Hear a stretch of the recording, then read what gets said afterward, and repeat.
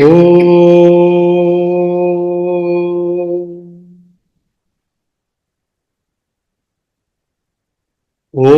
Sahana Bhavatu Sahanau Bhunaktu Sahaviryam Karavavahai Tejasvinavaditamastu Mavid Vishavahai. Om Shanti Shanti Shanti.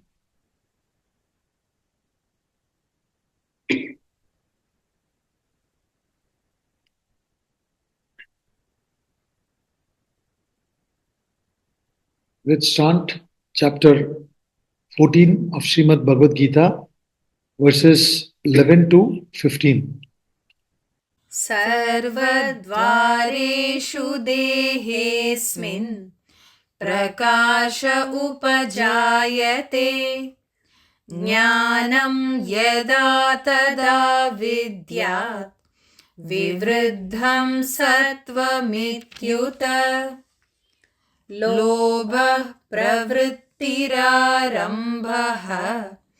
कर्मणामशमस्पृहा रजस्येतानि जायन्ते विवृद्धे भरतर्षभ अप्रकाशो प्रवृत्तिश्च प्रमादो मोह एव च तमस्येतानि जायन्ते विवृद्धे कुरु नन्दन यदा सत्त्वे प्रवृद्धे तु प्रलयं याति देहभृत् तदोत्तमविदां लोकान् अमलान् प्रतिपद्यते रजसि प्रलयं गत्वा कर्मसङ्गिषु जायते तथा प्रलीनस्तमसि मूढयोनिषु जायते. So we have done up to shloka number 14 of this chapter, Gunatraya Vibhaga Yoga, the yoga of distinction between the three gunas of the mind, namely Satva, Rajas and Tamas. In this, from verse number 11, the thought flow has been that when the light of wisdom streams forth through all the gates in this body, then it may be known that Satva indeed is predominant. So he's saying, he doesn't say when Satva is predominant, this happens. He says, when there is clarity of thought, purity of emotions, and selfless action at the body level. At all gates means at the apertures which are there at the body level, at the mind level, and the intellect level. The senses, the emotions, and the thoughts. So there will be a perfect clarity of thought at the intellect level and purity of emotions at the mind level and selfless action. There is no impurity of selfishness whatsoever in a person's perceptions and actions. Then it may be known that Sattva is predominant. So when we eliminate Tamas and Rajas and Sattva increases in us as a result of that, this will be the outcome, he says. Then he says, if the Rajas is predominant, he very clearly says, greed, activity, undertaking of works, unrest, longing, these arise when Rajas predominates, O Bharat Rishabha, O Arjuna. So this is, in this context I was mentioning that when a person is dominated by Rajas, it is nothing but he is propelled to activity by desires. So constantly the person will be taking up work. Because of desires, he will not have clarity or balance without even making a particular work that has been taken up self-sufficient, he will take up more because of greed. He said no, very clearly, greed, activity, undertaking of works, unrest, longing. These arise when Rajas predominates. So, just because I get an opportunity and I get the example of a businessman. In fact, today I'm doing this class in a house where they are involved in business. So it is more, what do you call, applicable, because when you are in business and your business is doing well, you will see the bankers approaching you saying, "We are ready to give you more loan. Please take it." Even we have got phone calls. I've mentioned this to you in the class also. Our institute's name is Vedanta Institute Delhi. So they think we are the same group as Vedanta Resource. So the bankers call me. Somehow they find my number and they call me and say, "Sir, we want to come and meet you. We want you to start an account in our bank." I said, "I think you've mistaken us for Vedanta Resource." They say, "Yes, you're not Vedanta Resource." I say, "No, we are Vedanta Institute Delhi." So then they very politely say, "Sorry, sorry," and they leave. So the point is, when your business is doing well, you will be asked by the banks that we are ready to give you more loan. And there may be a lot of opportunities coming for you to start new business or the same business to kind of increase the workload. But you must do the proper due diligence. You must do proper inquiry thinking and see whether it is correct. Have you made things self-sufficient? Can you take up more work? Because at the cost of the existing work, you cannot take up the new one. But Rajas will not allow you to do that. It will say, take it up, take it up, take it up. A lot of people sometimes even take up unconnected businesses, and when they are not able to focus, they get into trouble. That's why I say that you got to make it. A sattvic person, it's not. See, when he says undertaking of work, it doesn't mean that the sattvic person will not expand. This is the mistake people make. Oh, see, if you go to Vedanta, they'll say you should be contented, just relax.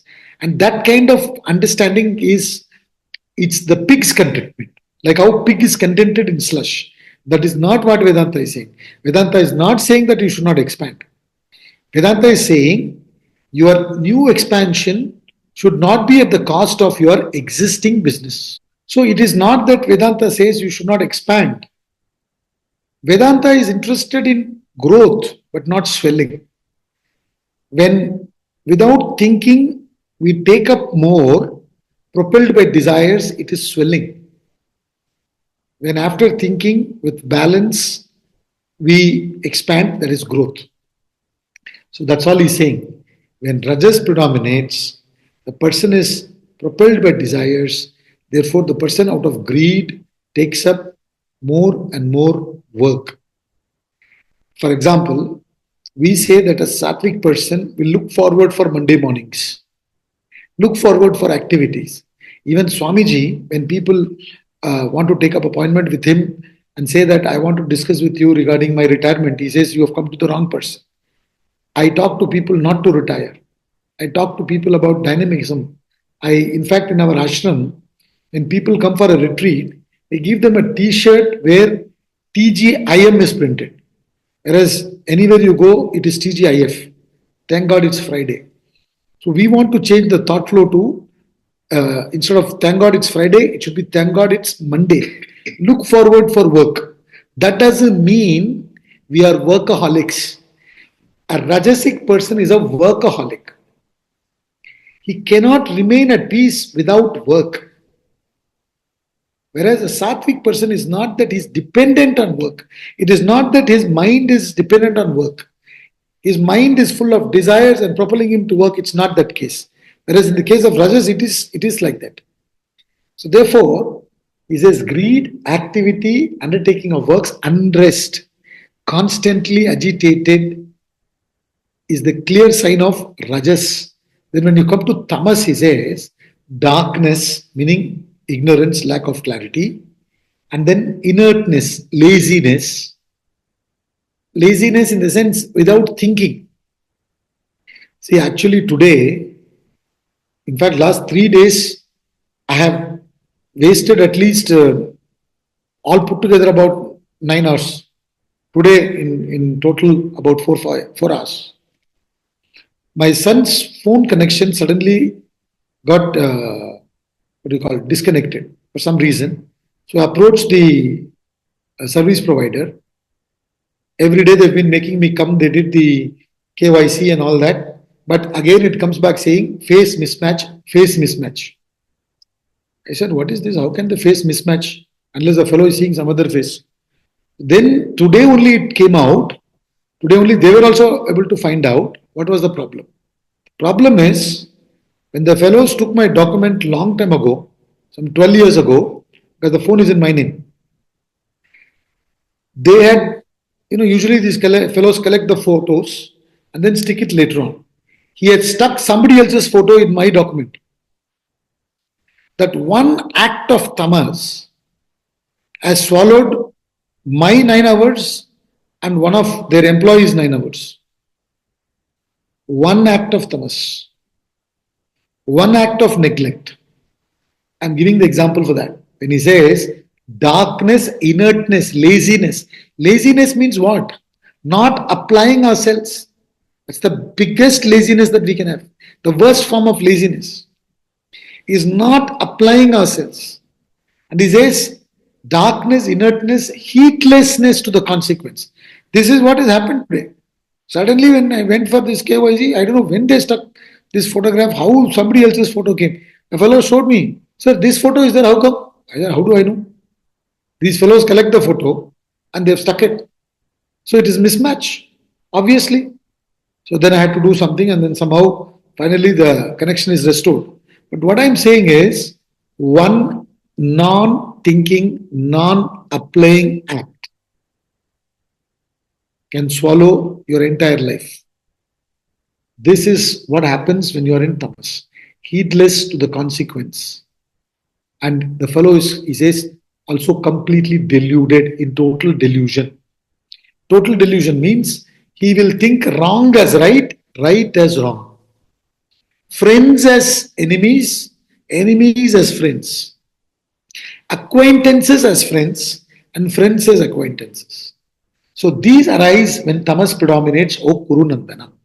Then he says, when any of these qualities are predominating and a person dies, what happens to that person? So he in 14 said, that was the last shloka we saw. He says, when the embodied being indeed meets death in the predominance of Satva, then he attains to the spotless worlds of the knowers of the Supreme. So, when a person dies, when Satva predominating, what happens to that person? He says, since when the person died, there are vasanas, the person will be reborn. As long as there are vasanas, it will continue. So, as the vasanas, so the environment given.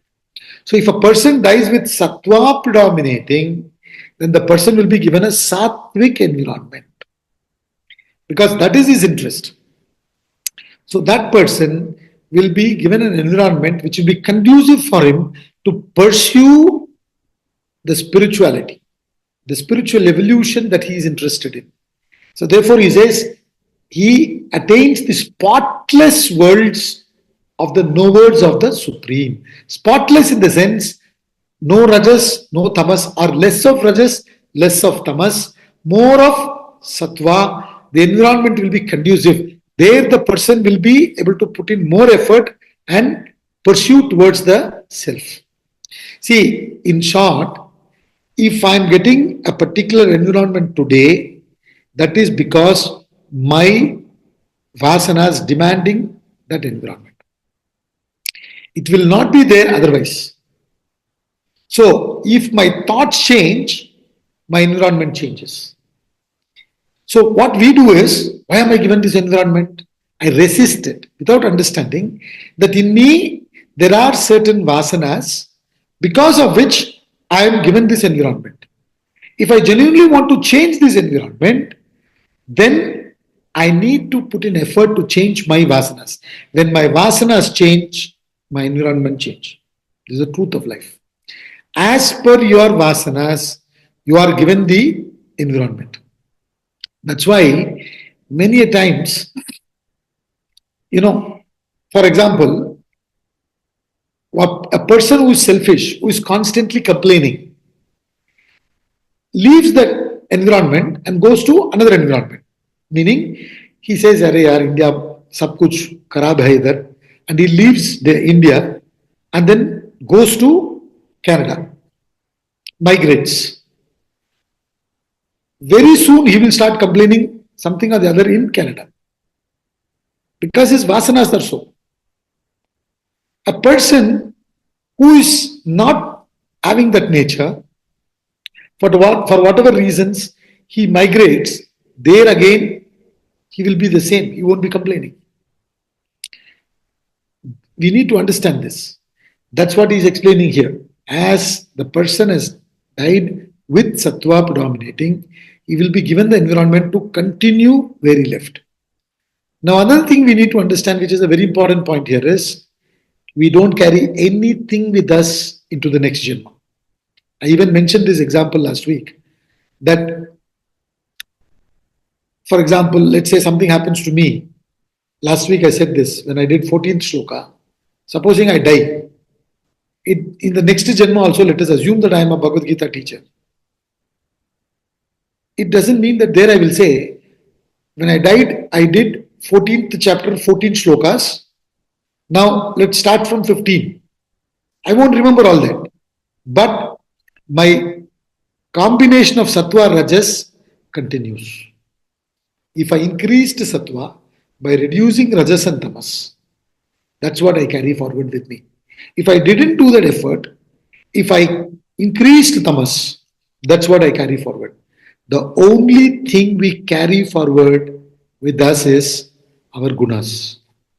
Not our wealth, not our intelligence, not our friends or family. Nothing. The only thing we carry forward is our gunas. And we have the capacity to do something about our gunas while we are alive. And we better do that. This is what I said last week, that it is nothing but life management. Life management is gunas management. Gunas management is desire management. Desire management is work management, which is time management. As simple as that. So therefore, we better learn this and put in our efforts to reduce tamas and rajas and increase sattva. Now in the next shloka, he talks about what happens to a person who dies with rajas predominating or tamas predominating. Let's chant that shloka. Rajasi pralayam gatva karma sangishu jayate तथा प्रलीनस्तमसि मूढयोनिषु जायते. Meeting death in Rajas, he is born among those attached to action. So also, dying in Tamas, he is born in the wombs of the senseless. Now, very interesting, what he is saying is, if a person meets death with the predominance of rajas, desires, greed, such a person needs activity. So he needs an environment which is conducive for him to express himself or herself. Therefore, he says, meeting death in rajas is born among those who are attached to action. Because you won't be comfortable if you are sitting in ashram, maybe a weekend, not more than that. You need an environment where you have to act. See, people talk about vipassana. You know, Goenka ji has this institute, vipassana, where so many people go. It's very popular. I think 10 days, I suppose, you are supposed to be absolutely quiet. That's what people have told me. I've never been there. You're supposed to be quiet. No eye contact with anybody. And when you go there, I think you have to kind of give your mobile phones and everything.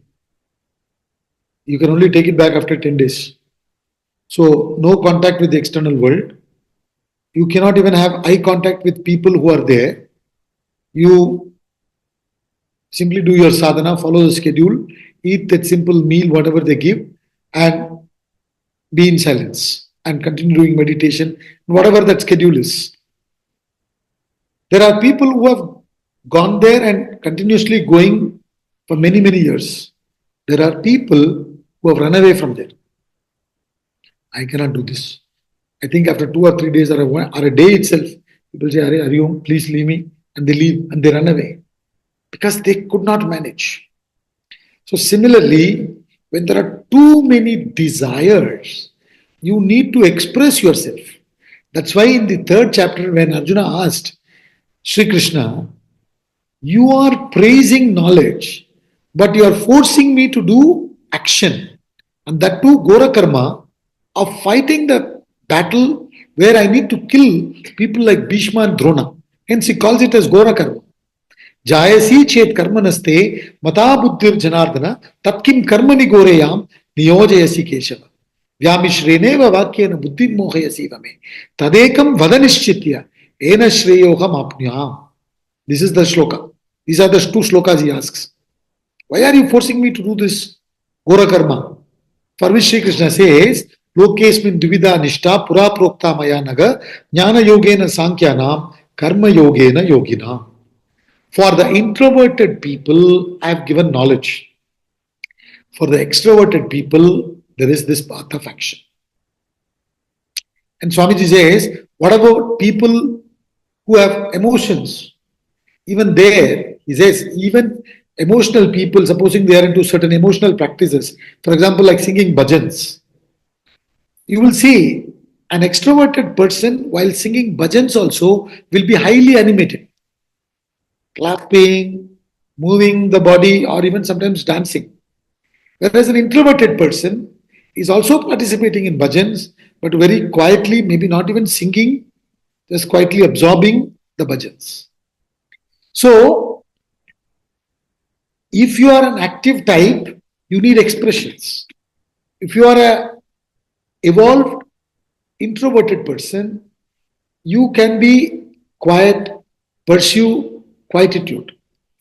Therefore, he says, since you are predominated by rajas, and those vasanas will give you the conducive environment for you to go and express yourself.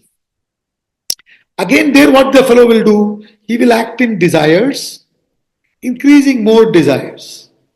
They continue like that. That's what he means to say here. Attached to action. People are attached to action. Attached to action in the sense, then we need to discuss about what is detached to action. Detached to action means your actions are not propelled by desires and you are not acting with the attitude of result orientation. That is detached action. Attached action means you are acting propelled by a desire and you are acting with your result in mind, not renouncing the results. So therefore, Rajasic people, this is the typical trait of a Rajasic person, and you will be born in that environment. See, isn't that what happens when, for whatever reasons because of promotion or whatever, you go from one city to another. Let's say when you are promoted from your regional office, you go to your head office.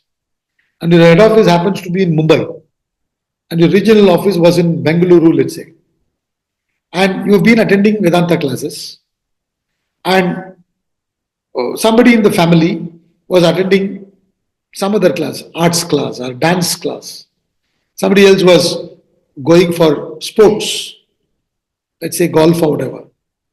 When the whole family is now going to shift because of you, each one, even before going, they'll be interested in finding out such avenues in the new city, Mumbai. Isn't it? They will find out, this fellow who is interested in Vedanta will find out who's teaching there, what kind of classes are going on, can I attend that, or can I attend the same class online? His thoughts will be like that. The other person's thought will be what kind of dance classes are happening, how far will it be from my house. If somebody is interested in yoga, they'll be finding out about the yoga classes. If somebody is interested in gambling, they'll be interested in the Those kind of activities. They will try to find it out. They would like to be amongst that. So that's exactly what he's saying. Meeting death in Rajas, he is born among those attached to action.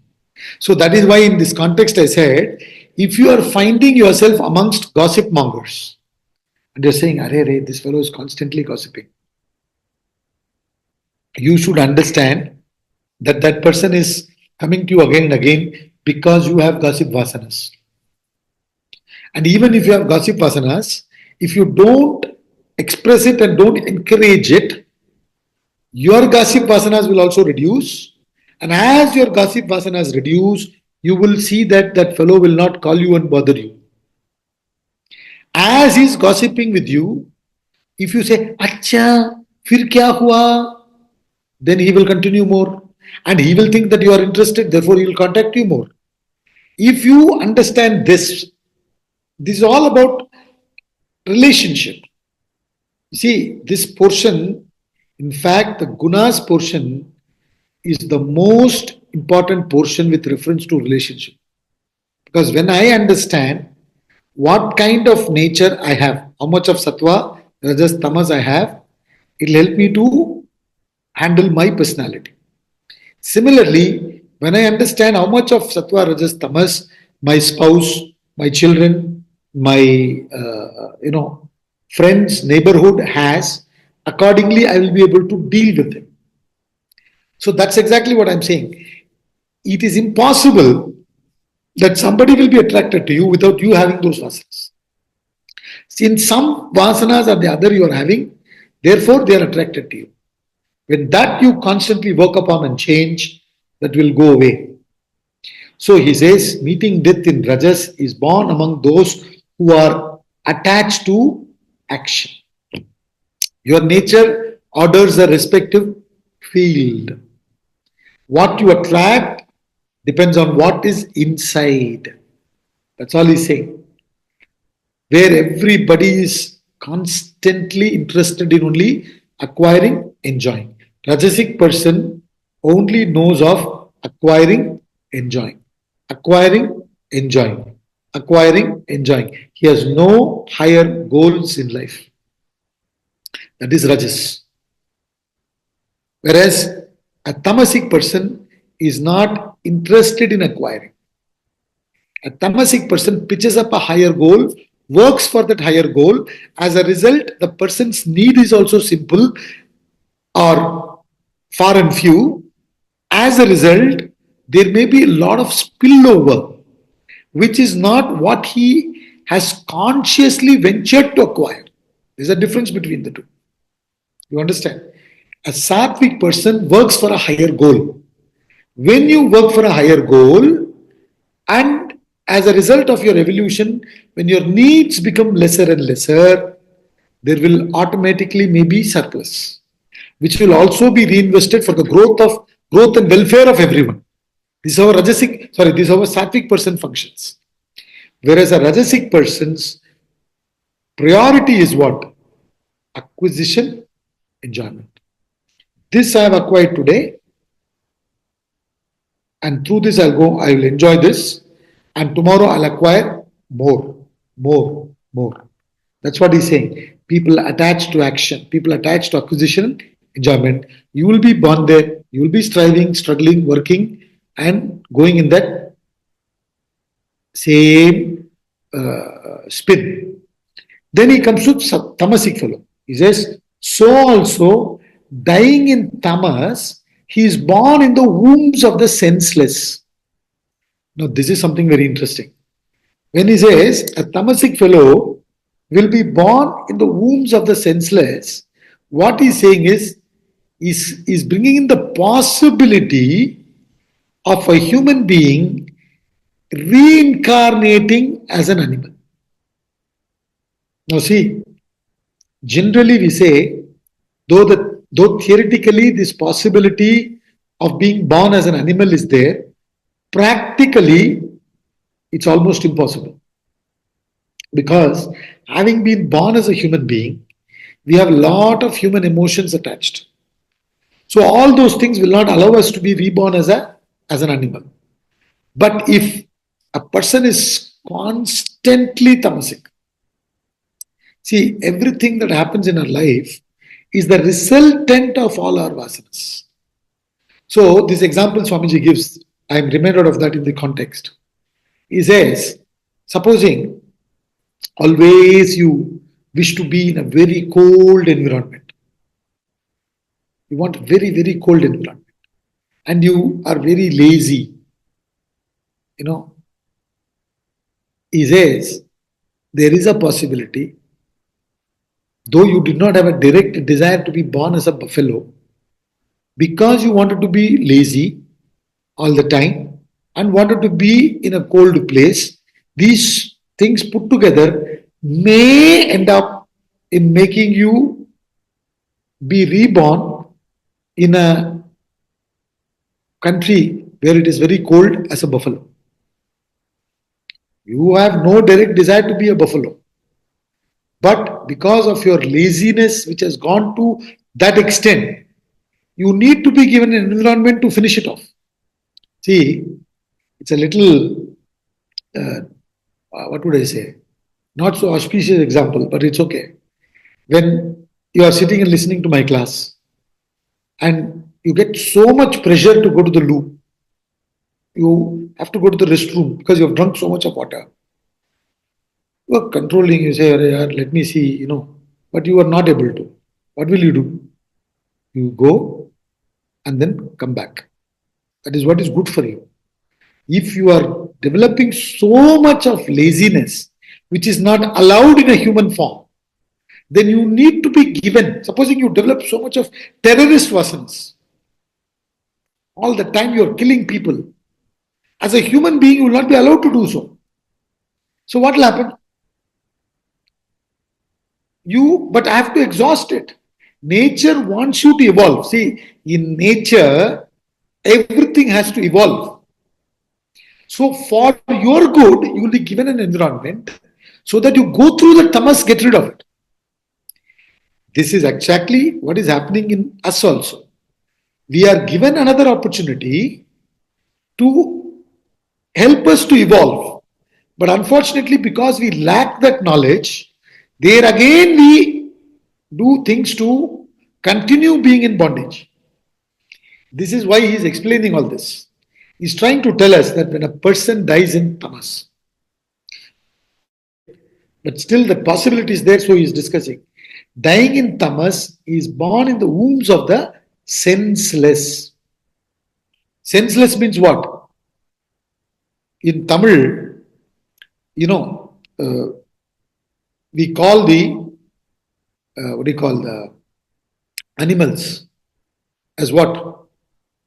Kal nadai. Kal nadai means those who walk with legs. We are also walking using our legs. Then why we are not called as kal nadai? We are also using our legs only to walk. Animals are also using legs, but only animals are called as kal nadai. Why? Because, for example, if you go and ask a cow on the road, what is the purpose of your life? Will you get any answer? No answer. But if the cow sees some grass on the other side of the road, the cow will walk across to eat that grass. Because the cow is stuck at the sense level. They are propelled by the senses. That is why they are called as kalnadai.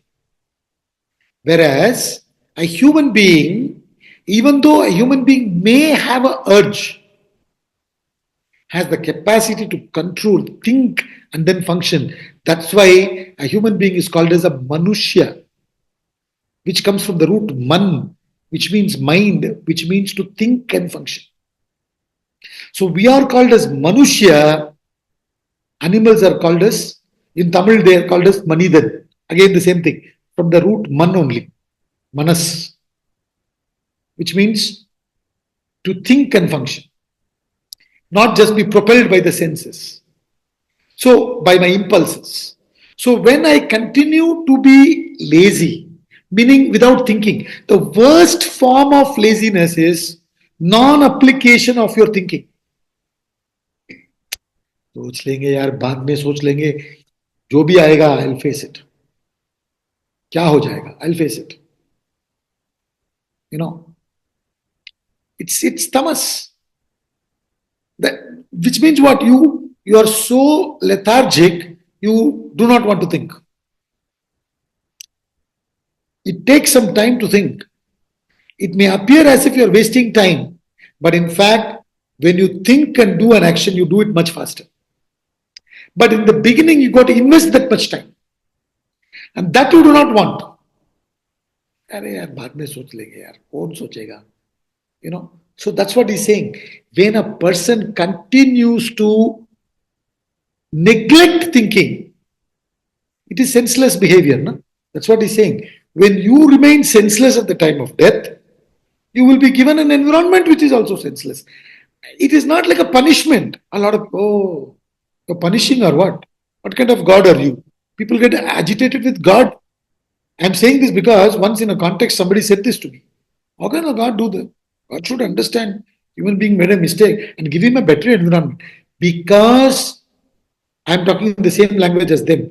Because God is compassionate, he or she or it, however you want to address God, is giving you an environment to deal with it. Like you are given an environment, go. You have the pressure to go to the loo, go and come back. You have this laziness. You are not allowed in this body. You are not allowed in this body to do so. So you are given another environment, go deal with it and come back. Because remember this, when you are born as an animal, by any chance, I told you very clearly, I don't know whether you noted it, so I'm reminding you again. Theoretically only this possibility exists. Practically, it is almost not possible. But we cannot say no to this possibility theoretically, therefore it is being explained. If there is a person who is extremely tamasic, sometimes when I see people who are drunk, fully drunk, and lying on the road. In fact, it happened once. I myself saw in Chennai. One fellow is completely drunk and is lying on the platform. His legs are on the road. Half of his body on the platform, half of the body on the road. Now, we all were concerned that maybe there is one car or something may crush his legs. They run over his legs. So, 2-3 fellows, we took his legs and put it on the platform. If a fellow lives like this, let's say 24/7, what kind of an environment he'll get when he dies? Because he's functioning absolutely heedless to consequence, with no thinking whatsoever. Irresponsible behavior. It is like animal behavior, which is not appreciated in a human form. Therefore, what nature does is, it gives you another environment. You go through that. As an animal, when you go through, you don't create more vasanas. When we discussed, about prarabdha vasanas, all this, I had explained this to you. See, animals, they are only born with prarabdha vasana. For example, I explained this prarabdha vasana context, I'll repeat it again because it's worth it. It's like this. You may have so many assets, so many fixed deposits, 5 lakhs, 10 lakhs, 1 crore, 10 crores in different banks. But 1 or 2 fixed deposits may be maturing today. Like that, all of us may have lots of vasanas. They're all put together called sanchita. Out of that, some have fructified and gives you a birth. They are called prarabdha. When those vasanas which are propelling you to birth, which is called prarabdha, happen to be of an animal body, then the animal only will exhaust prarabdha.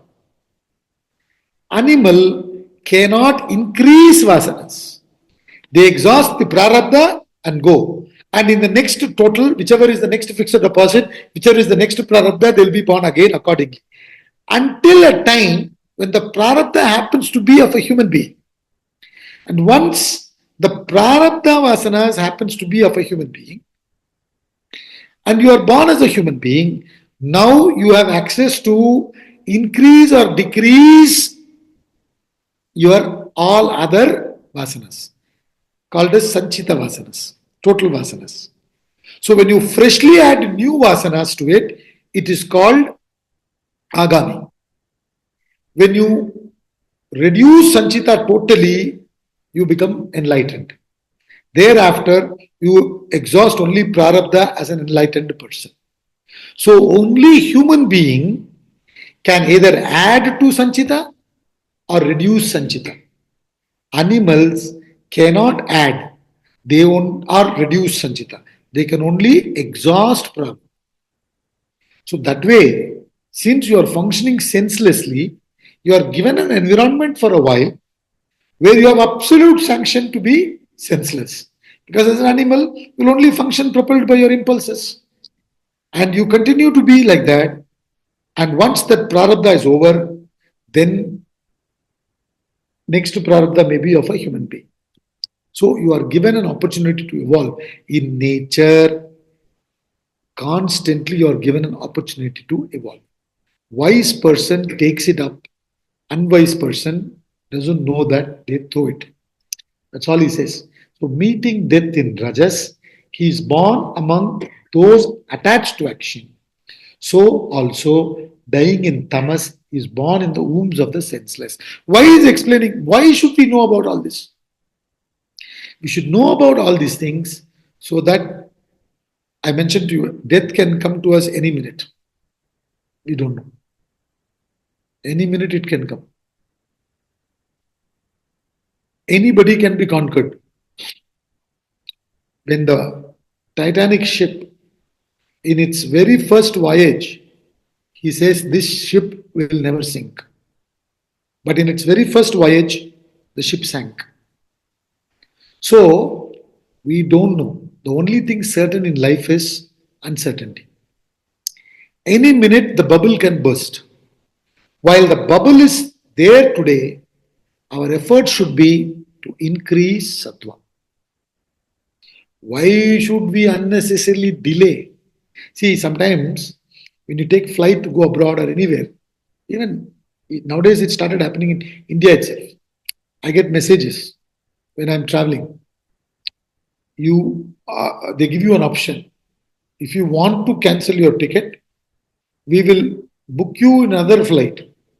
And in fact, abroad when you travel, sometimes they announce, if you willingly give up, suppose you're flying via Dubai or Frankfurt, they'll announce in Frankfurt, if you're willing to give up your ticket to go to US,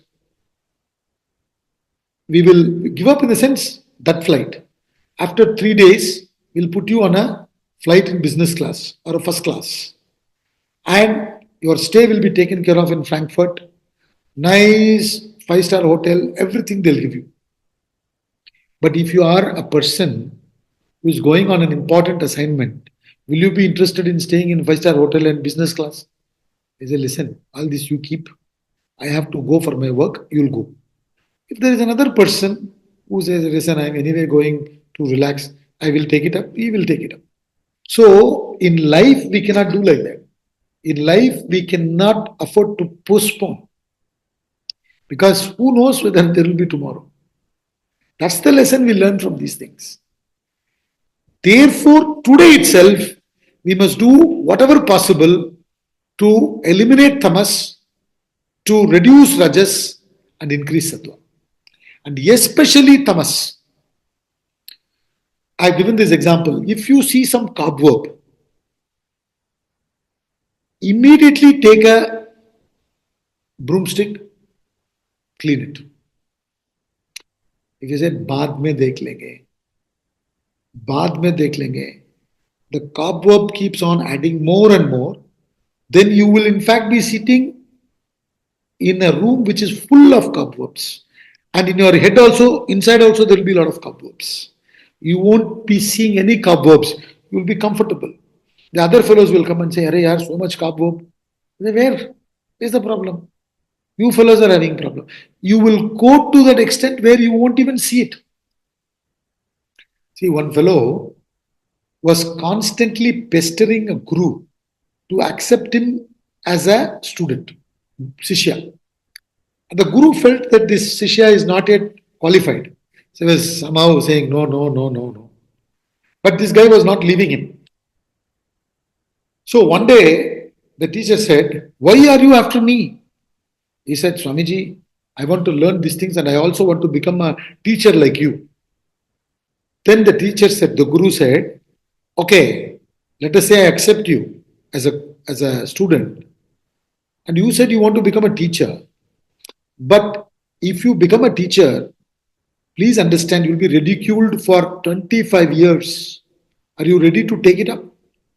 Are you ready to take up all those ridiculing? He said, I'm absolutely fine, sir. I want to become a student to learn and then become a teacher, even if I'm going to be ridiculed for 25 years. But then he had a question. Tell me what happens after 25 years. For which the teacher said, you will get used to it. So, if we don't deal with tamas,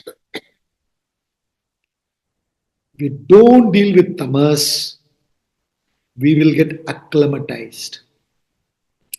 We are all acclimatized. When you are acclimatized, you can't see it. This is the biggest problem.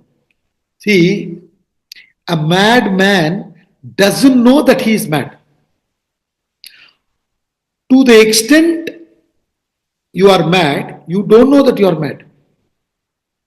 When we get angry, we are mad. Have you seen people when they get drunk? Hey, I'm steady, man. I'm steady. They'll talk like that. When you are normal, will you ever say I'm steady? You are steady, that's why you don't say I'm steady. The fact that you are not steady, you are going on saying I'm steady, I'm steady, I'm steady. So the thing is, to the extent you are mad, when a person is angry, he doesn't even know that he's angry. Who is angry? I'm not angry, he will say. Because he is not in a state of awareness. So when we are in tamas, tamas shrouds our buddhi. Tamas shrouds our thinking. We won't be open to listening. So he's cautioning us. He's saying you will be born in the wombs of the senseless. You better be careful. Now itself, if you see tamas, immediately deal with it. Like that copper. Anything for that matter. Immediately. If you don't deal with it immediately, it will go on. Supposing you have the tendency to hoard. People cannot throw. Just cannot throw. You are having the tendency to hoard. For example, it's not necessary that you hoard useless things. Sometimes you hoard books. You hoard notes. In the ashram, I remember, in fact, nowadays, when you join the e-learning, Swamiji also conducts e-learning. The sense his lectures are all given for you to study the 3 years course. All of you are encouraged to join if you want to. When you do the e-learning, what Swamiji says is, never take notes. Never take notes. In spite of it, people take notes. That's a different thing. Now, I remember there was a guy who used to take notes and he was there for few years, not just 3 years course, maybe 15 years he was there. I don't know how many years. Every 3 years course, he's taking notes. The same joke Swamiji may be saying, he's taking notes again and again. The same notes. The notes must have realized the self. The point is, you are going on collecting information. The importance should be on transformation, not on just collecting information. To some extent, you need the information. That is also to bring about transformation. If you are spending 1 hour in this class on a weekly basis, for what purpose? To bring about the transformation, to see the quality in your life. Otherwise, why should you sit? Are you indebted to me or somebody for you to somehow sit for 1 hour? So, end of the day, when we sit down to study, it is to bring some transformation in our, either in our actions or in our perceptions or in our feelings or in our thinking, at least in the environment. At least, okay, fine, I will get rid of things which I don't need. I will give it to people who will use it. Or if it's useless, I'll throw it. At least this transformation has to come. If this transformation is also not coming, then what is the use of those information going on collecting? So that is what he's saying. Mechanically you function without thinking. That is called senseless. Every day you get up, do the same thing, go to work, earn your living, come back, eat, sleep. Get up, go, earn your living, come back, eat, sleep. This is exactly what the animals are also doing. They may be doing in the night. They may go for hunting in the night and then morning they'll sleep. You are just doing reverse, that's all. What they are doing in night, you are doing in the day. So what's the big difference between you and the animals? So the point here is, if you continue functioning senselessly, you will be forced to devolve to evolve. Again, I repeat, because in nature, it is only evolving. This devolution is also for evolution. Please understand this. Therefore, he says, dying in tamas, with predominating in tamas, if a person dies, he is born in the wombs of the senseless. He is talking about law.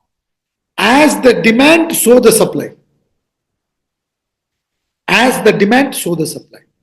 If all of us collectively demand a sattvic environment, we will get sattvic environment.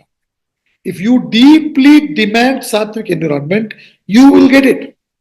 That's why in the 4th chapter of the Gita, he said very clearly, when you become a true Sishya, Guru will come to you. You don't have to go searching for a Guru. All you need to do is you create the demand.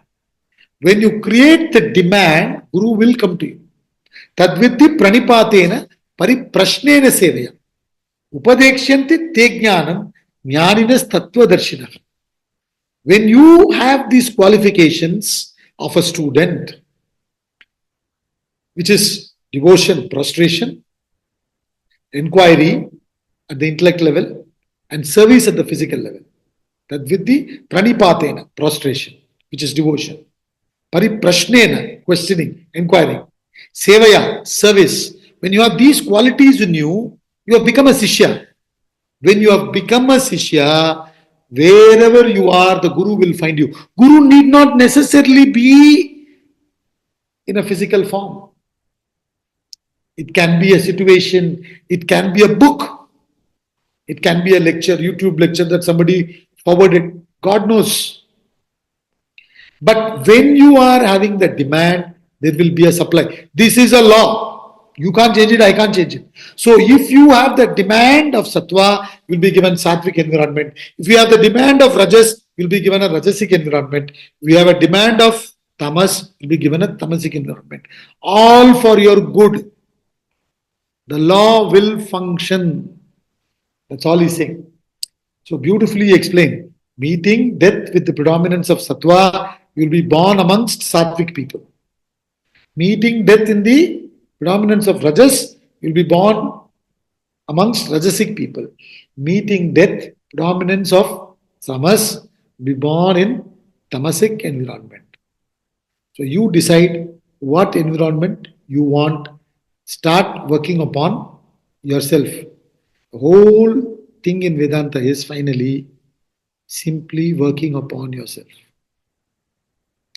Wanted reformers, not of others, but of themselves.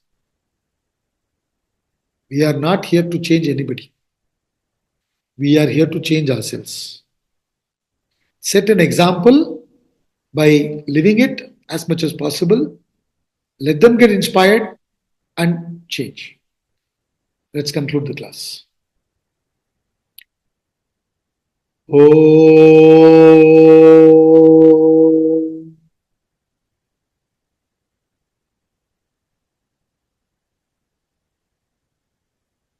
ॐ पूर्णमदः पूर्णमिदं पूर्णात् पूर्णमुदच्यते पूर्णस्य पूर्णमादाय पूर्णमेवावशिष्यते ॐ शान्ति शान्ति शान्तिः